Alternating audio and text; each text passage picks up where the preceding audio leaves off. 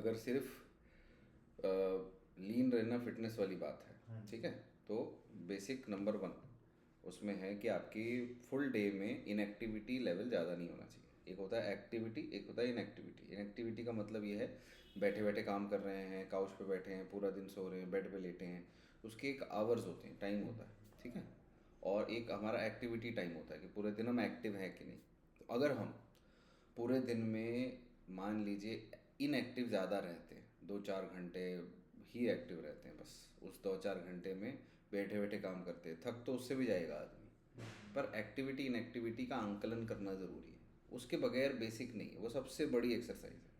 Gym में जाके या ग्राउंड में जाके आधा घंटा 1 घंटा 1.5 घंटा खेल लेना इनफ नहीं है। पूरे दिन एक्टिव रहना सबसे बड़ा चीज़ है। सो फुल डे एक्टिविटी बढ़ाने के लिए आपको अपने या तो आप स्टेप काउंट गिनिए पूरे दिन चल चल के, ठीक है, या मिनिमम फिर कितने होने चाहिए? मिनिमम 6 to 8 thousand होना चाहिए। इतना तो हो जाता है। अगर अच्छा चाहिए, वेट कम करना है तो 10,000 12,000 तक लेके जाओ। बहुत ज़्यादा जल्दी करना है तो 15,000 तक ले जाओ। 20,000 तक जाने से मसल लॉस अच्छी खासी होगी।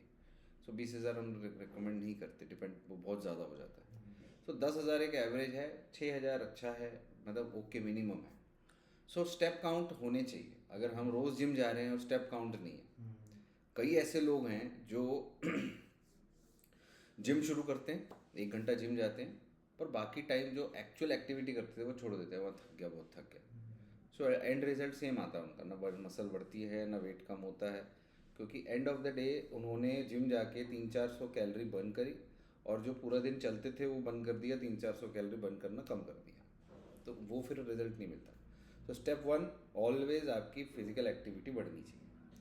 तो स्टेप काउंट बढ़ने चाहिए, या पूरे दिन आप अपने 2-2 घंटे में अलार्म लगाओ कि भाई मैं 2 घंटे से ज़्यादा बैठूँ नहीं, ठीक है। उसके बाद दूसरी, मसल स्ट्रेंथनिंग एक्सरसाइजेज ज़रूरी है।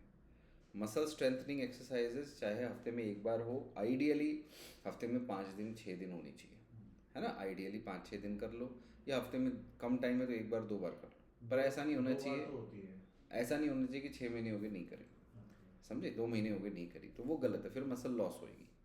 सो रेगुलर मेंटेनेंस के लिए हमें इतनी वर्कआउट चाहिए, मसल पे लोड जाना चाहिए। बहुत हाई लोड भी नहीं गया, नॉर्मल लोड गया तो भी चलेगा, बट लोड जाना चाहिए। और तीसरा सबसे बड़ा है प्रोटीन। अगर मसल को प्रोटीन नहीं मिलेगा, कम मिलेगा, तो मसल बनेगी नहीं, लॉस होगी, ठीक है। यंग एज में भी होगी, ओल्ड एज में भी, और जैसे जैसे उम्र बढ़ती और होगी। तो मसल को प्रोटीन मिलना चाहिए। आप नॉनवेज से वेज में ट्रांसफ़र हुए हो तो आपका प्रोटीन इंटेक और कम हो जाता है। अगर गिनोगे तो आज के डेट में 20-25 ग्राम से ज़्यादा प्रोटीन जा नहीं रहा, और वज़न आपका 70 के आसपास, तो आपको 70-80 ग्राम प्रोटीन चाहिए। अगर उतना नहीं मिलेगा तो मसल ग्रो नहीं होगी या कम होगी। सो प्रोटीन के बगैर काम नहीं होगा, एक्टिविटी के बगैर, रेजिस्टेंस एक्सरसाइज के बगैर काम नहीं होगा। और चौथी चीज़ चाहिए रेस्ट। अगर बहुत ज़्यादा टेंशन है, नींद नहीं आ रही है, रेस्ट नहीं है, तो काम नहीं होगा। ये चार नहीं है तो सप्लीमेंट का कोई फ़ायदा नहीं, सप्लीमेंटेशन का फ़ायदा नहीं है। विटामिन्स ये वो आपके सही होने चाहिए, आयरन वायरन सही होना चाहिए, थायराइड सही होना चाहिए। इसके ऊपर जो है क्रिएटिन, BCAA, उल्टे सीधे स्टेरॉइड्स, उनका कोई फ़ायदा नहीं है अगर बेसिक चीज़ नहीं है, बिकॉज वो मेंटेन नहीं होगा। एक तरफ से अगर बैग में डाल रहे हो, दूसरी तरफ से पैसा निकल रहा है, तो फ़ायदा क्या, है ना। So, चार बेसिक चीज़ अगर आपके पास है तो बॉडी अपने आप बनेगी, ठीक है, स्लो बनेगी। फिर आती है स्पीड बढ़ाने के लिए क्या करो, ठीक है ना। वो चीज़ें बहुत है, वो भी ऐड कर सकते हैं, but you need the basics first. तो बेसिक हमेशा ही मेंटेन करके रखना है, तब धीरे धीरे आप आगे की तरफ जाओगे, पीछे नहीं जाओगे। सो ये बेसिक आपको करना है।